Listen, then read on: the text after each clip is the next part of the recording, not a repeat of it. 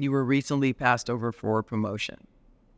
It didn't seem fair, and now you're rethinking if you should even stay. Identifying problems and knowing which you can control, influence, and actually solve are all critical career management skills. Learning to navigate certain situations requires composure and finesse, as does learning to see the situation from other angles and perspectives. Explore how to do the inner work to become more conscious and create a strategy to stay and thrive, or one to leave and find what you think you deserve. Hi, I'm Jenny Clark, a conscious leadership expert who spent 2 decades in executive recruiting and talent management. Having worked with giants like Google, Spencer Stuart, I discovered that the secret to transformative leadership lies in the 5 dimensions of conscious leadership. And I'm here to help you unlock your full potential. Join me on this channel as we embark on an honest and vulnerable journey together to become the kind of leader that genuinely inspires organizational transformation. I have a few ways you can get involved in this conscious community.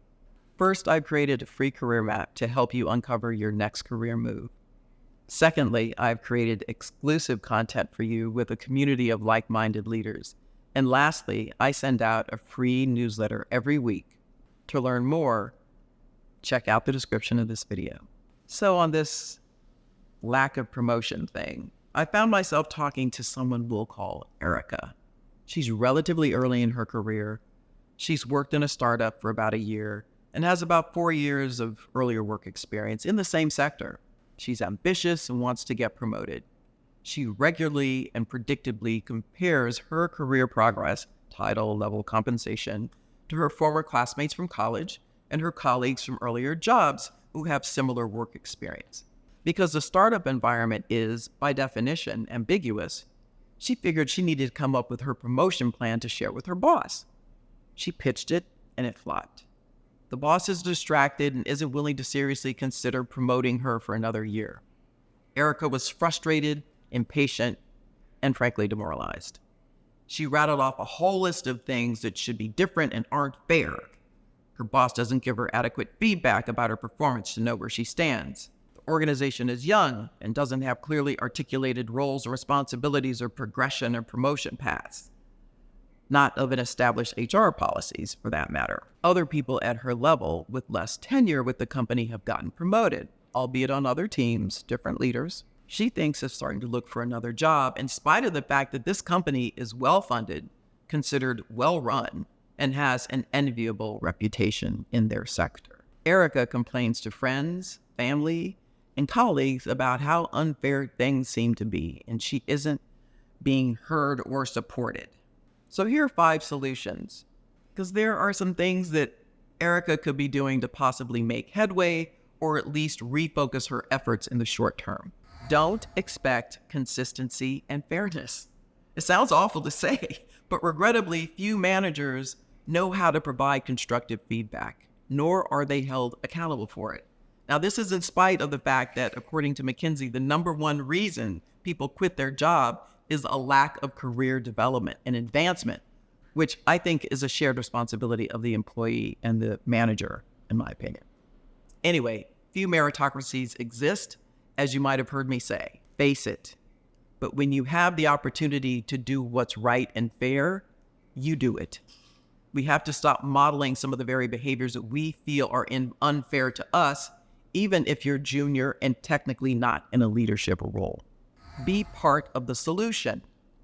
If the organization doesn't have clearly articulated roles and responsibilities or progression promotion paths, maybe you work with someone in HR to create some, at least for your team. And these could be shared across other departments. It demonstrates your initiative and your care for building a stronger organizational structure, albeit a little self-serving.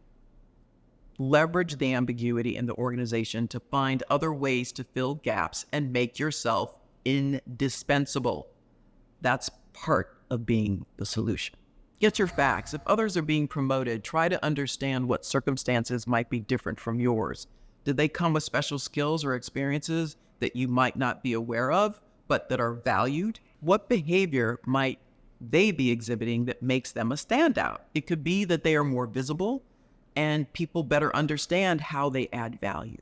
Might they have had a prior working relationship with someone on the team who's doing them a favor? Might not be fair, but life ain't fair. There's almost always something that you don't know, and in some cases, don't need to know. Walk around the situation. From your perspective, you've been slighted. What are at least 3 other perspectives that you might consider?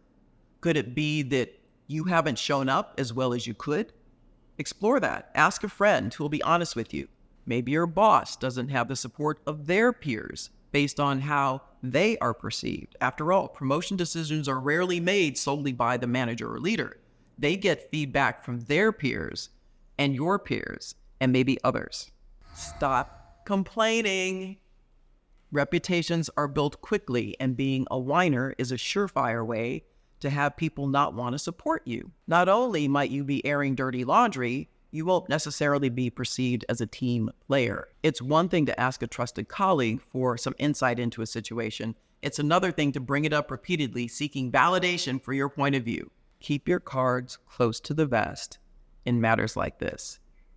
The people you're complaining to probably can't help you with the situation at hand, but they might be asked to weigh in on your initiative, judgment, and maturity when it comes time for your consideration for promotion later. Don't think they won't be asked. So this is what I want you to take away. This is about so much more than the promotion. It's about solving problems.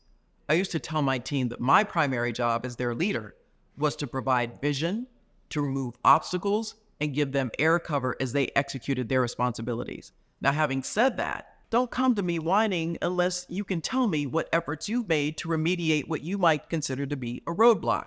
Whether it's a business issue or a career challenge, learn to walk around the situation. That is, look at it as objectively as possible to explore, why is this happening? What is your role in changing the outcome if you have a role at all? And how can you learn from this situation so you don't find yourself in it again? One last thing, and let me put it to you like this. As the auntie who loves you, buck up or shut up. Either do something about what you consider to be the problem or keep it to yourself. Don't crowdsource your life decisions and seek validation from those who have nothing to do with the situation. I know firsthand how taking the first step can be the catalyst for a life-changing transformation. I remember the moment I decided to harness my own strengths, and it made all the difference in my career. That's why I created a career mapping tool just for you to help you uncover your unique competencies and leverage them to design your own career map. Take the first step towards your next level by clicking the link in the video description, and let's start this incredible journey together.